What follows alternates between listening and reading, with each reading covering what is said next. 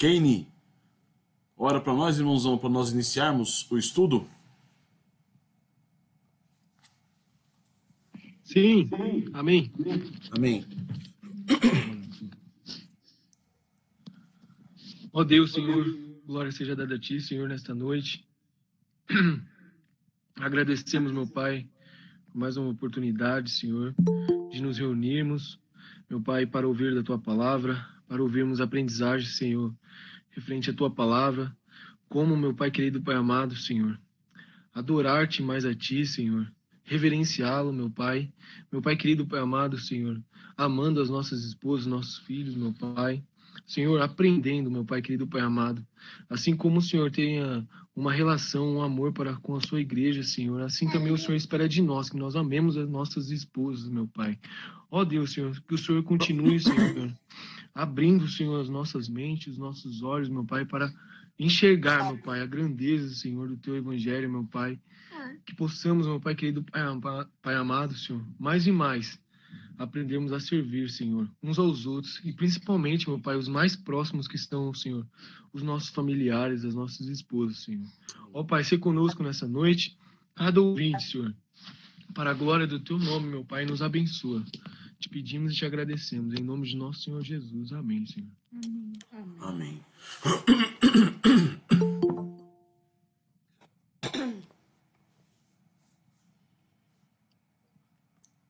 Amém, amados irmãos. Amém. Glória a Deus.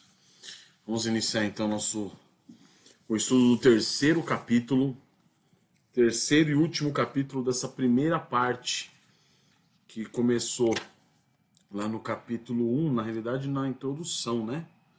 Isso, na introdução, lá na página, deixa eu ver, 18, 17, 16, que fala sobre o companheirismo no casamento. Essa é a primeira parte. Então, esse é o terceiro capítulo, o último capítulo dessa primeira parte. E vai falar justamente sobre resistam às tentações da amizade no casamento, ou seja, as tentações que podem impedir, atrapalhar, prejudicar a amizade no casamento. Então ele vai iniciar falando sobre o pecado, as consequências decorrentes do pecado, que vai afetar justamente a amizade entre marido e mulher, a amizade de modo geral, né? O relacionamento de um modo geral, o pecado vai atingir, vai afetar de forma direta. E aí ele diz que isso cria, né? O pecado, ele faz com que situações sejam criadas como armadilhas que vão minar o relacionamento conjugal.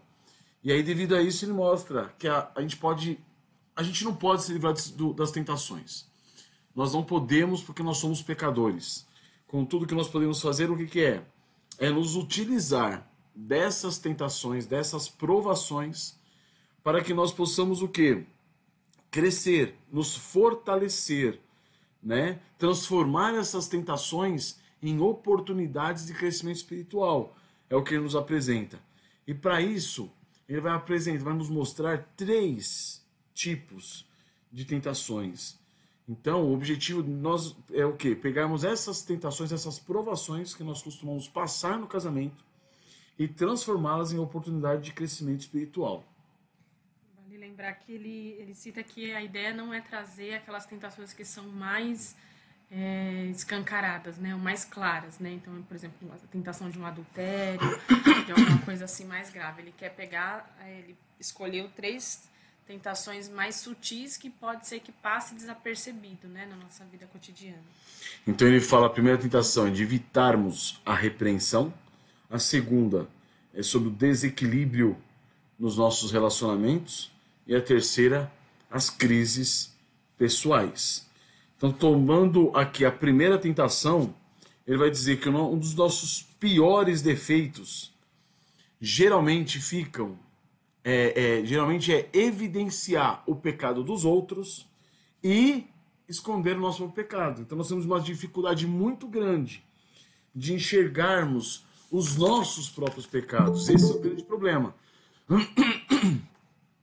Então ele cita inclusive o versículo de Provérbios falando sobre o óleo e o perfume alegram o coração, e o conselho dado de coração ao amigo também é suave.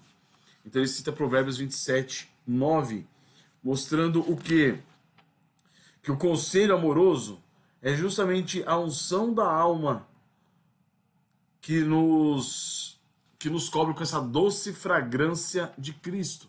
Então, mostrando a importância de nós recebermos a repreensão, recebermos a admoestação, recebermos aquilo que nós não gostamos, porque nós somos muito mais propensos a gostar, a preferir dar conselhos do que ser aconselhados. Muito mais fácil é nós queremos dar uma de sábio com os nossos amigos do que a gente passar por tolo que precisa de repreensão.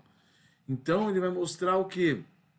Que nessa relação nossa de amizade com o cônjuge é como o ferro afiando o ferro. Então nesse trecho aqui ele vai dar um alerta às esposas, ele vai falar lá em cima na página 44, pense nisso, esposa. Né, o finalzinho do parágrafo anterior. E o começo a metade do próximo parágrafo, ele diz: marido, lembre-se disso. Mostrando o quê? A importância de nós sermos admoestados. A mulher receber o conselho amoroso do seu marido e se sujeitar a ele. O marido receber o conselho sábio de sua mulher, sabendo que ela está ajudando o quê? A afiar a navalha que é ele, que vai ser utilizado nas mãos do Senhor para a honra e glória dele. Então esse é o ponto importante aqui para entendermos a relação do marido e da mulher. Nós devemos sempre estar numa posição de humildade, de quebrantamento diante do Senhor, para que nós possamos receber a admoestação dos nossos cônjuges, da nossa esposa, as mulheres dos maridos. E aí ele mostra que o tipo mais difícil de conselho é a repreensão. Porque um simples conselho é fácil você até aceitar. Ou você simplesmente ignora e faça do seu jeito. Costumamos fazer muito desse modo. Nós homens, principalmente, costumamos fazer muito disso. A gente ouve o conselho, tá, obrigado. Aí você faz de outro jeito. Faz de jeito totalmente oposto. Mas o problema é que o tipo mais difícil de conselho é a repreensão. É quando você está sendo exortado, admoestado. E aí ele vai citar o Provérbios 27, de 5 a 6, que fala: é melhor a repreensão declarada que o amor encoberto. As feridas provocadas por um amigo são boas, mas os beijos de um inimigo são traiçoeiros. Então ele mostra o quê? Os melhores amigos, amigos que nos amam, que se preocupam conosco, são aqueles que são os mais honestos. Quanto mais honesto, mais amigo a pessoa é. Quanto mais ela se preocupa conosco, mais clara ela vai tentar ser. Mais ela vai se preocupar conosco, mais ela vai tentar se comunicar conosco, trazendo-nos o quê? Esse tipo de conselho, esse tipo de repreensão. E aí ele mostra que você pode ter conhecidos, olha lá, ele mostra aqui que você pode ter conhecidos que nunca discutam com você. Não é isso? Hoje nós temos uma tendência moderna de que discussão, ou seja, conversa, diálogo, tentar chegar numa conclusão, isso é ruim, isso é mal. Então hoje nós estamos na época você tem que respeitar o modo como eu penso. Você tem que respeitar a minha fé, você tem que respeitar. Como se você discutir ou tentar levantar evidências que minem a fé alheia fosse o não respeitar a fé. O não respeitar o pensamento, o não respeitar o modo de enxergar da pessoa. Ou seja, a pessoa não quer analisar, ela não quer pensar. Então, todo tipo de discussão, de conversa, de diálogo, de debate, hoje é visto com maus olhos. Então, como se por si só fosse ruim, né? Como se por si só fosse ruim. E não é ruim. A partir do momento que você fala assim, calma, você crê nisso? Mas qual a base para isso? Já pensou nesse ponto, no ponto A, ponto B, ponto C? Agora a pessoa começa a se ver a corda e fala, calma, você tem que respeitar a minha fé, mas calma aí. Tem que respeitar o modo como eu penso, como que eu creio, como que eu enxergo. Não, você tem que analisar para ver se o modo como você crê, o modo como você enxerga, como você vê, é verdadeiro ou é falso. Então é interessante mostrar o quê? Ele fala assim, você pode ter conhecidos com quem nunca discute, mas eles não são bons amigos. E hoje nós, na nossa falácia, consideramos bons amigos aqueles que ficam calados do nosso lado, ou sempre concordam com tudo. Aqueles amigos que são hipócritas, né, que são políticos, que fazem politicagem. Então isso a gente vê agora, hoje, como algo bom, algo correto. E não é, está mostrando que o amigo é aquele que vai te confrontar. O amigo é aquele que vai chegar junto. Então essa é a relação marido e mulher. A esposa, ela tem que levar o marido diante dos seus pecados, a confrontação do evangelho. O marido tem que levar a esposa diante dos pecados dela, a confrontação com o evangelho. Tem que ser colocado diante do Senhor e confrontado. E aí nós devemos ouvir o quê? Críticas e repreensões sem ficarmos ofendidos. Por quê? Porque ao mesmo tempo que nós não aceitamos hoje esse modelo de discussão, de debate, quando acontece, a gente fica ofendido. Porque a pessoa foi contra a minha visão, contra a minha opinião. Isso, irmãos, é terrível no casamento. Eu sofro muito com isso. Não é com a Tamires, é comigo mesmo. Olha a cara dela. É comigo mesmo. Né? Muitas vezes ela vem me alertar de algumas coisas e eu reluto. Então isso está em nós, irmãos. Está em nós. A gente tem que colocar isso diante do Senhor e falar, Senhor, tem misericórdia de mim. Por quê? Porque nós devemos ser sábios, irmãos, a receber a admoestação. Assim como nós devemos ser sábios, também a admoestar.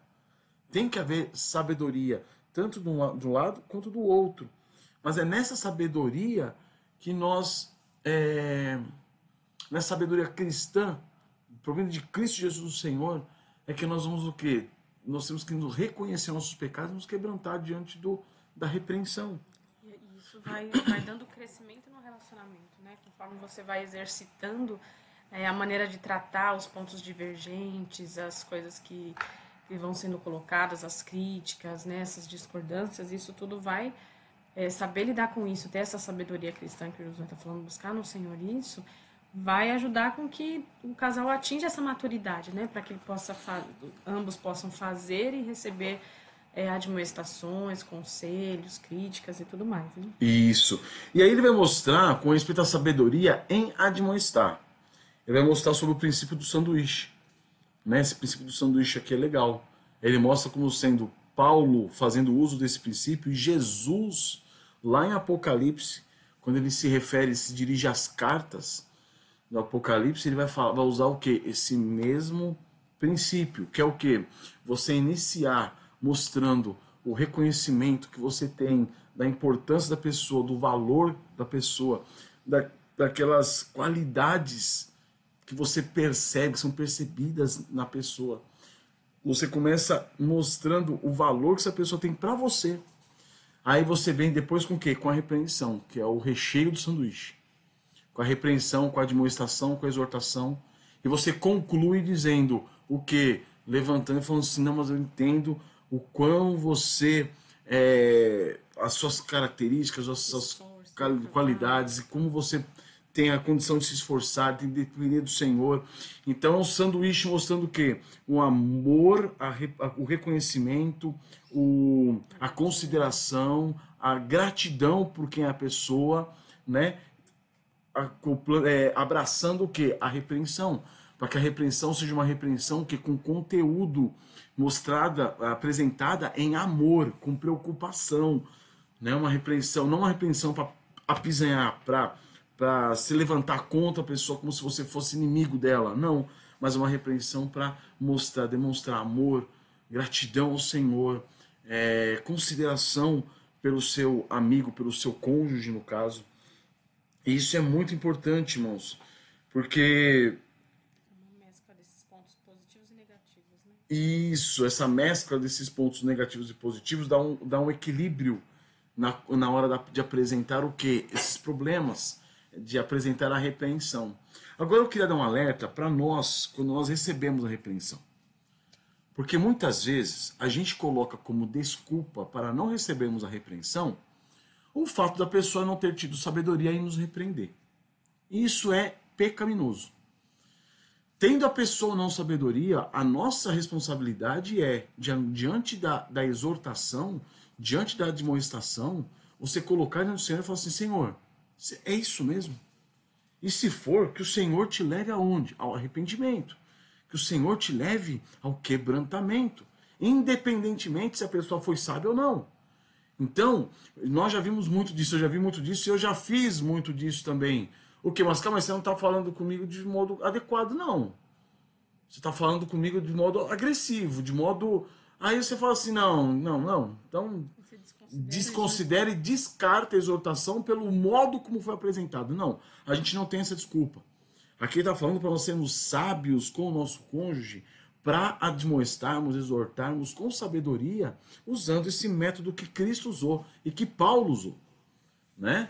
Mas, ainda que, de algum modo, o nosso cônjuge não tenha sabedoria de fazer isso conosco, que nós nos coloquemos no Senhor e aceitemos a repreensão, a admoestação, assim como o Senhor tem nos apresentado. Certo?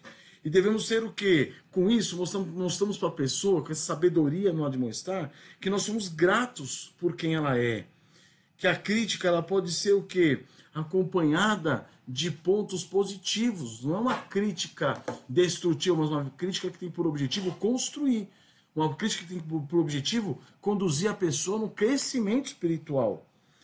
Né? Então, nós não podemos fazer da repreensão, da exortação, um meio egoísta de lavar a alma, sabe? Tô lavando a alma, tô exortando aqui, mostrando todos os problemas dela, tirando aqui o que está na garganta aqui para ficar em paz, para desabafar. Não é esse o objetivo. O objetivo sempre o que é? Nós apresentarmos Cristo, fazer o que com o nosso amigo, com o nosso cônjuge, aquilo que Cristo fez conosco. Certo? O objetivo é levar essa pessoa a ver, enxergar o pecado e ser conduzida ao arrependimento. Então, quando nós conduzimos essa comunicação honesta, tentando mostrar esse amor, essa gratidão que nós temos pela pessoa, a gente vai alcançar o objetivo de ser o quê? De repreender com sabedoria, com mansidão e na dependência do Senhor, porque não é fácil. Muitas vezes nós vamos repreender porque um pecado do cônjuge ou do amigo foi contra a nossa pessoa. E isso torna-nos irados, isso torna-nos muitas vezes bronqueados, a gente fica bronqueado, revoltado, né? E a gente leva para o lado pessoal. Não, o objetivo da repreensão, da correção, da exortação é recuperar a pessoa que está em pecado. Mas às vezes essa comunicação pode gerar brigas, né? Que é o que ele vai falar, né? Ele vai fazer essa pergunta. E quando não, por mais que a gente tenha esse cuidado e busque essa sabedoria, né? Seja porque o cônjuge é incrédulo, ou seja porque o cônjuge está realmente ainda tomado, né, pelo pecado, está cego, né? Ele vai falar, né, que muitas vezes isso gera brigas. E aí, como agir, né? Ele dá algumas sugestões de agir com paciência, de procurar não retribuir o mal com o mal, de conhecer o seu cônjuge, aprender a reagir diante das atitudes dele, porque muita gente conhece o nosso cônjuge e sabe qual vai ser a atitude do cônjuge, a reação do cônjuge diante da exortação. E qual vai ser a nossa reação? Nós também já sabemos qual vai ser a nossa, qual costuma ser a nossa reação. Então é se colocar no Senhor, pedir que o Senhor nos guie, nos conduza com temor, com reverência, né? Então, e assegurar-nos, irmãos, que nós estamos fazendo isso com o quê? Com amor, né? Na dependência do Senhor, na misericórdia do Senhor, e que Ele venha nos tratar mesmo, que nós passemos por porque o exortar também não é fácil. Muitas pessoas pensam o seguinte: é fácil exortar, é difícil receber exortação. Mas se você está fazendo aquilo com amor, com temor, exortar não é fácil. Exortar é difícil, é complicado. Entende? Porque você está fazendo com aquele temor, com aquela reverência, com aquele amor. Ainda mais assim, pensando quando você vai falar com alguém que já tem uma grande propensão a fazer com que aquilo vire uma briga, uma discussão, fica mais difícil ainda, né? Então aí a nossa responsabilidade se torna maior, porque diante das circunstâncias muitas vezes você não pode se calar, mas sabendo que vai gerar esse atrito todo. Então, somente o Senhor mesmo para dar graça e nos fazer entender que, como ele vai dizer lá no final, né, nós vamos nos apresentar diante de Deus de maneira individual. Então, nós não temos responsabilidade quanto à reação da pessoa, quanto à tratativa da pessoa, né, aquilo como ela vai lidar. Mas nós temos responsabilidade de como nós vamos lidar com a situação, né?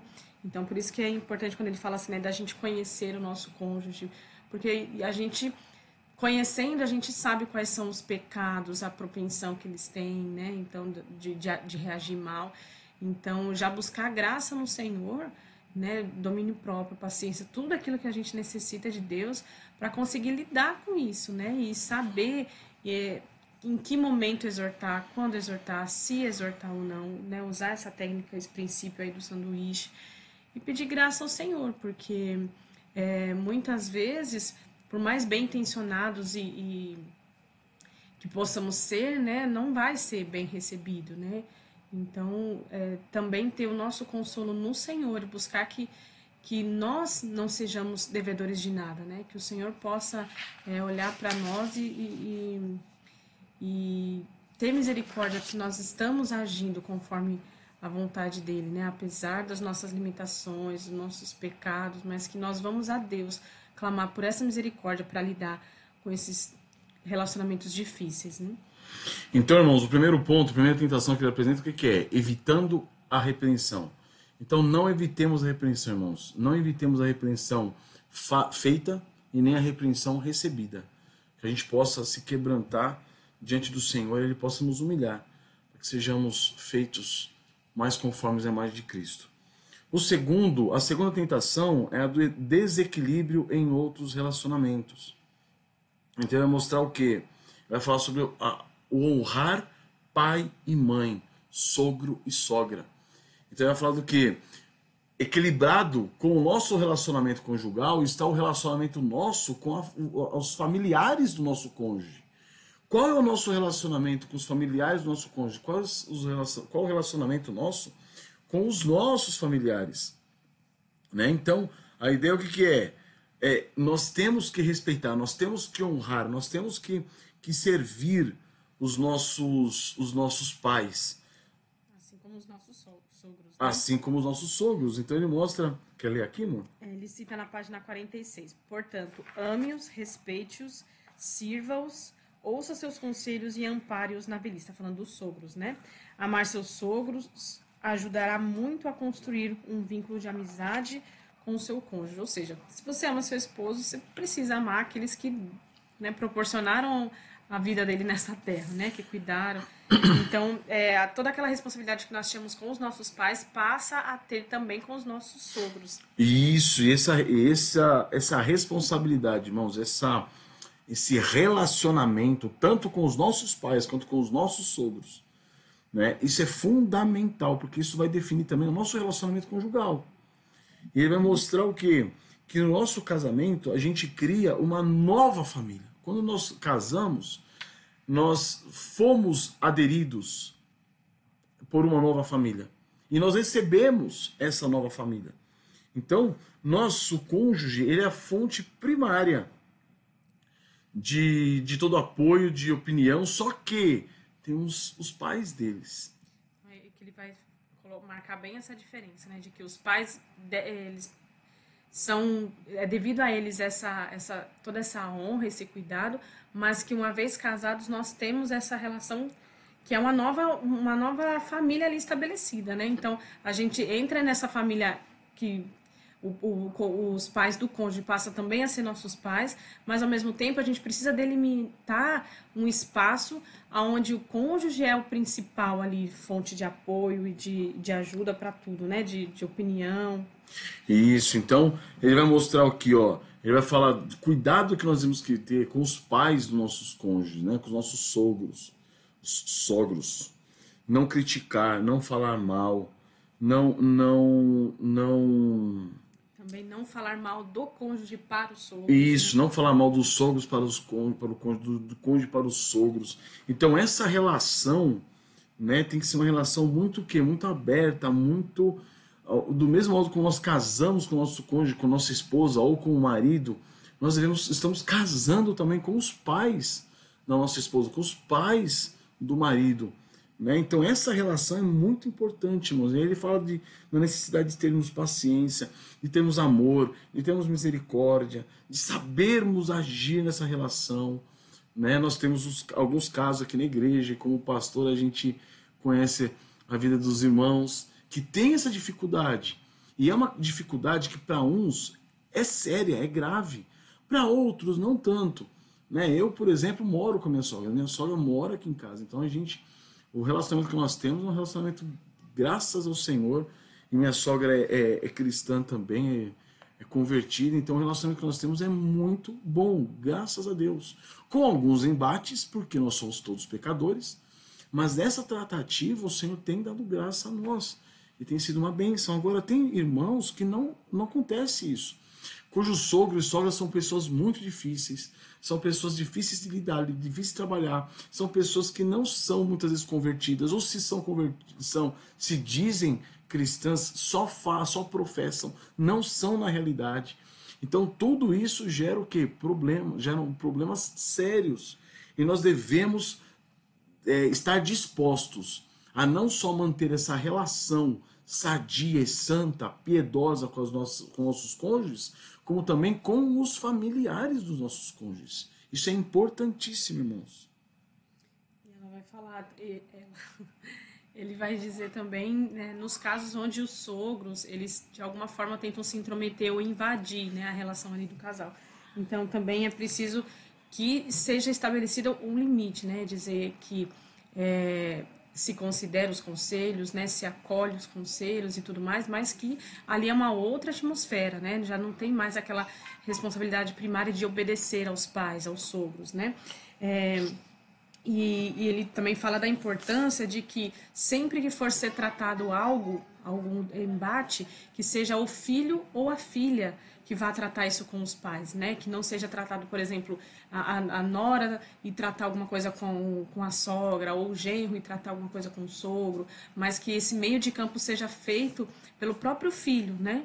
Isso vai ajudar bastante nessa tratativa. Isso ajuda bastante mesmo, irmãos. Por experiência, quando sempre que a gente tem algum problema aqui entre nós e a dona Jacizinha, até mesmo que resolve com ela.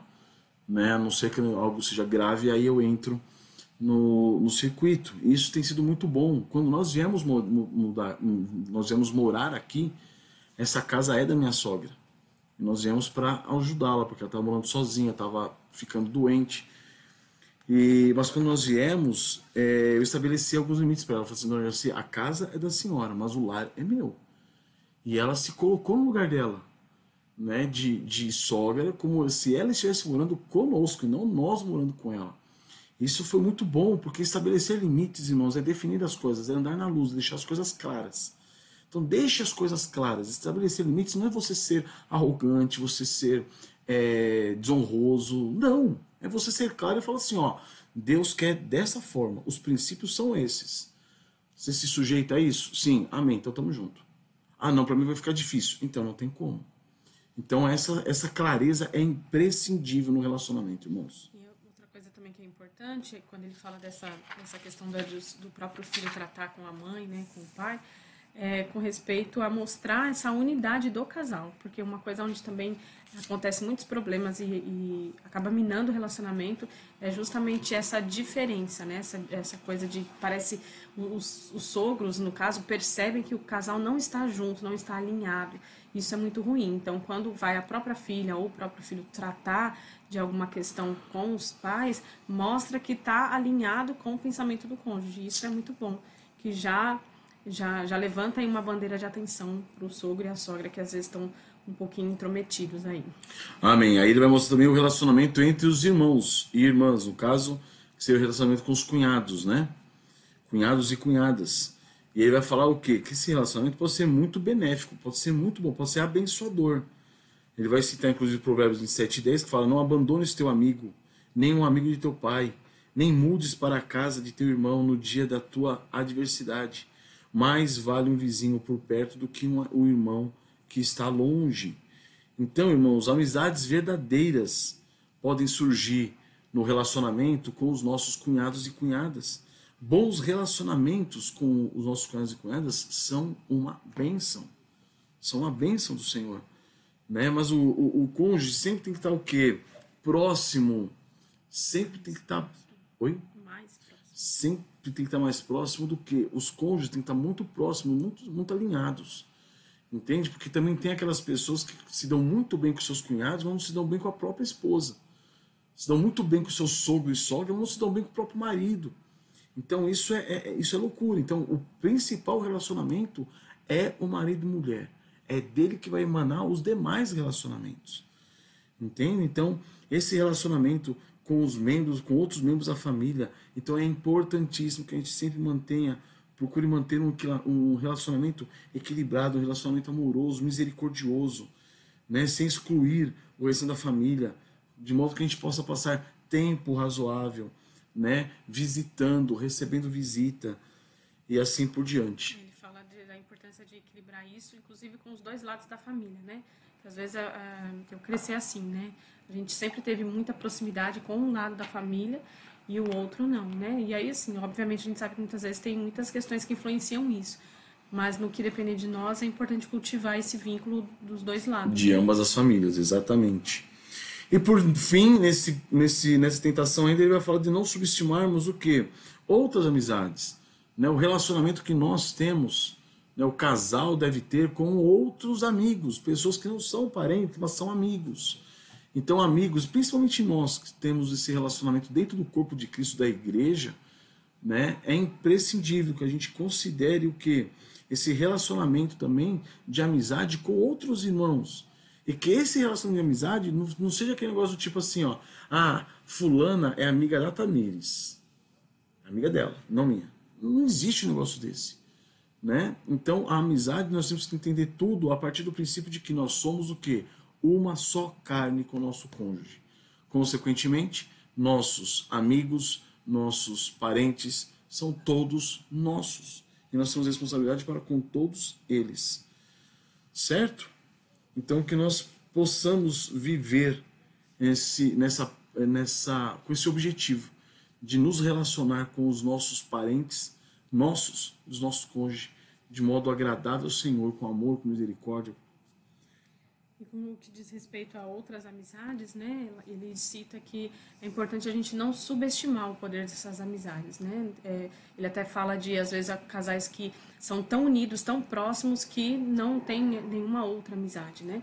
Então, isso é ruim também. Isso também é ruim, até porque muitas vezes pode até se unir, em alguns casos, e estão ali com algum pecado, de repente unidos em algum erro e não se dão conta, né? Então, Deus nos fez para viver essa vida em comunidade. Então, o Ted Tripp, o John Bick, ele cita que foi assim que Deus nos fez, para viver de maneira inseridas num corpo, né, como membros de um corpo, ou seja, estarmos juntos com outras pessoas. E isso tudo vai fazer parte da nossa vida de casados.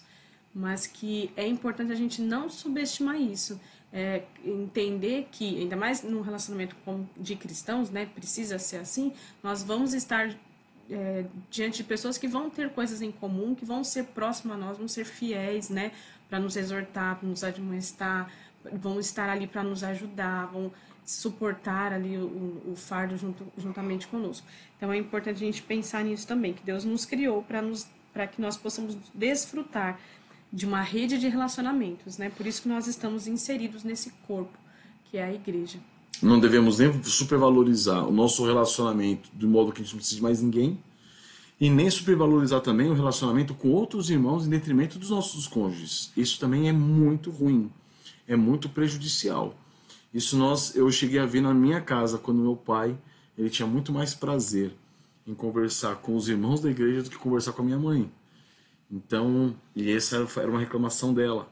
Isso é muito ruim no casamento, muito mesmo, porque você acaba desprezando a pessoa que está com você, do seu lado, dia após dia, e supervalorizando as pessoas que estão fora. Ainda que sejam irmãos da mesma igreja, mas você supervaloriza quem está fora do seu relacionamento principal, que é com o seu cônjuge. Amém? E aí nós entramos na terceira tentação, que é a tentação do quê? Das crises pessoais. Então, um bom amigo está sempre o quê? Disposto a ajudar. Principalmente no aspecto que espiritual. E aí ele vai falar da necessidade de nós levarmos os fardos uns dos outros. E assim estaríamos, né, cumprindo a lei de Cristo, como está em Gálatas 6:2. Então, quando o cônjuge cai em tentação, como que nós agimos? Como que nós reagimos? Nós agimos de maneira apressada a condená-lo, ou de maneira amorosa, orando pelo nosso cônjuge, tentando recuperar, trazê-lo de volta. Esse é um ponto muito importante, irmãos. Nós, como homens, estamos estudando o livrinho do Homem como Sacerdote do Seu Lar, e fala dessa importância nós como sacerdotes, de nos preocuparmos com nossas esposas, e diante dos pecados delas, irmos até elas com o objetivo do quê? De resgatá-las, trazê-las para Cristo Jesus, apontando o Senhor Jesus Cristo a elas. Então, qual tem sido a nossa atitude?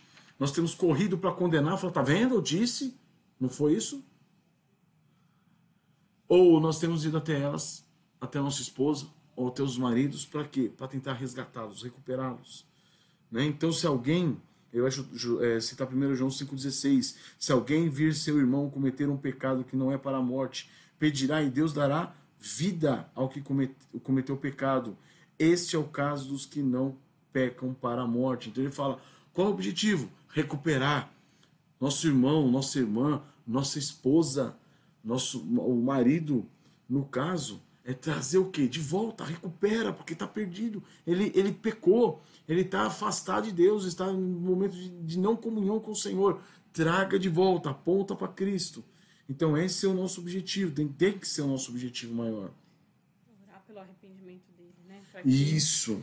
Para que ele seja perdoado e fortalecido dentro daquele pecado que ele cometeu.